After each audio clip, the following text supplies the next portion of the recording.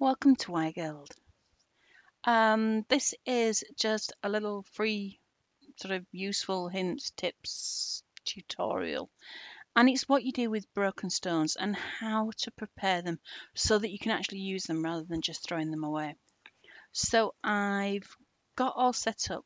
These are my broken stones. I've got a piece of Dragon's Vein Adagate, which you can see is almost like glass. It is incredibly sharp as that edge that's broken. I've got a labradorite pear which has had the tip broken off just on that edge, which again quite sharp. You won't want to use it with these sharp edges. And then I had a quite a large nice labradorite which is now super rough on that edge where it's broken.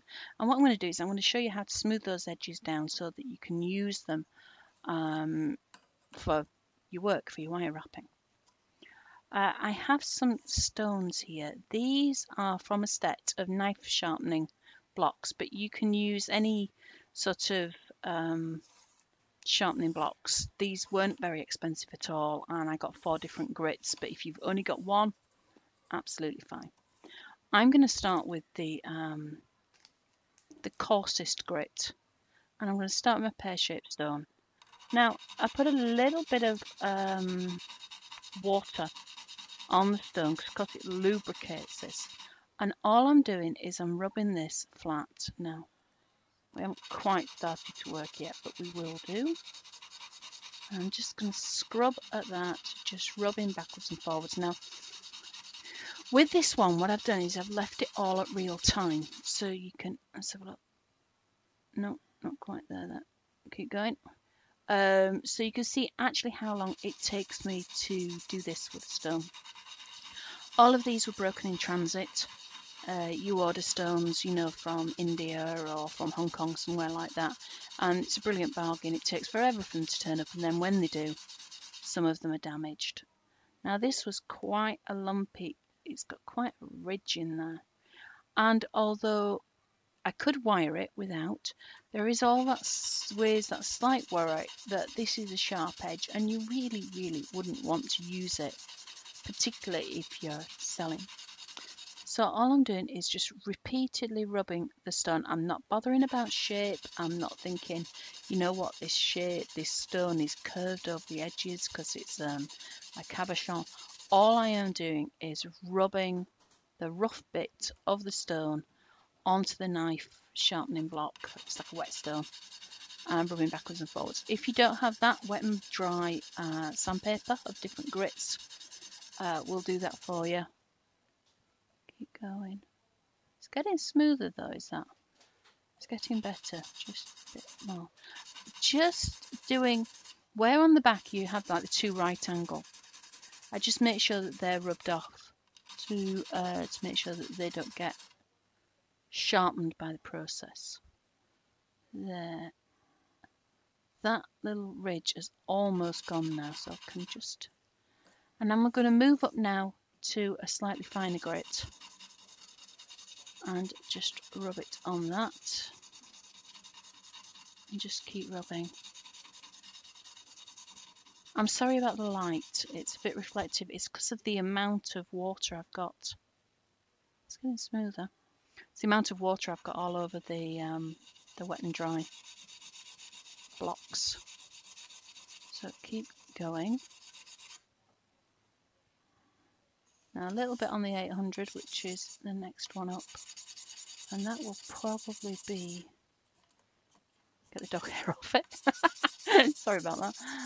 Alright, so have a look at this. But as you can see, this is not taking very long. I mean, I've been at this sort of 2 or 3 minutes, and that now is quite smooth, usable, no sharp edges. If anybody was to have a close look at it, it would just look like a slightly odd shape. It wouldn't look like it was broken. Now this is much more difficult.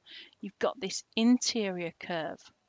Now I could spend forever starting on the edges and working the way gently on the edges until the whole thing went flat.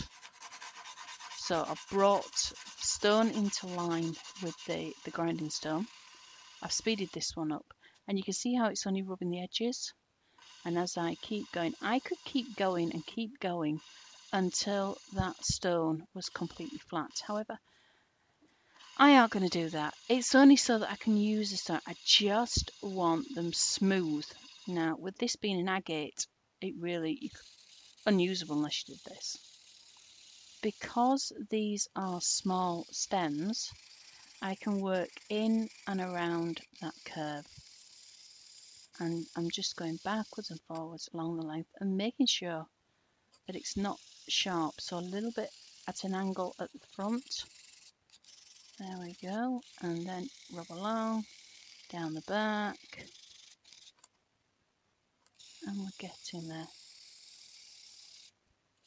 Do be careful with your fingers. Things, if you have anything like an obsidian or an agate like this one, they can have very sharp edges. Do be careful not to cut yourself. Let's have a look. Just about there.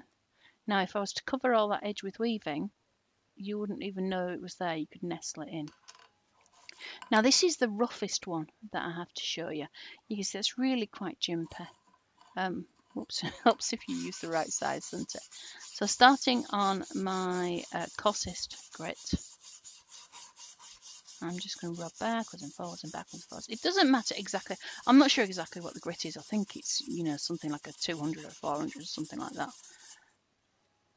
There, you can just see that starting to take shape where it's rubbing. It doesn't matter. What matters is you just keep rubbing and adding water until you smooth it down. Now again, I'm going to speed this up for you because I'm pretty sure that once you've watched my hand move backwards and forwards once, you've got a good idea. But I'm going to keep going at this one. This was such a pretty labradorite. I was so sick that it was broken. And there was so much fire in the top of the stone. Then to see that it was sort of, smushed was really annoying. So I'm going to move up now to a finer grit and keep rubbing. So I took off most of the rough stuff until it was virtually flat. And then I keep going. You can see it's quite a messy job. I'm covered in water and goop. Moving up another grit size. I think that was an 800. And keep rubbing. And then the very, very finest one, which I think is an 18. I'm not sure. Anyway, a bit more water on there. This is a scary prospect when you first start. You think, there's no way that I could take a stone that's been cut by a professional and do something with it to use it. But you can. It's not scary. You have to think of it. These stones would have been binned anyway. So let me just get some water on these and you can see how really in a matter of minutes, doesn't matter, you don't have to use bottled water, it's only because I'm nowhere near the tap. So you can see how well that is now, really smooth. And I can set that into a piece of jewellery, maybe like a heady pendant with other stones, and nobody would know it was a broken piece. Let's just smooth this. This one hasn't taken quite as well because of the inward curve and also because I was rushing it.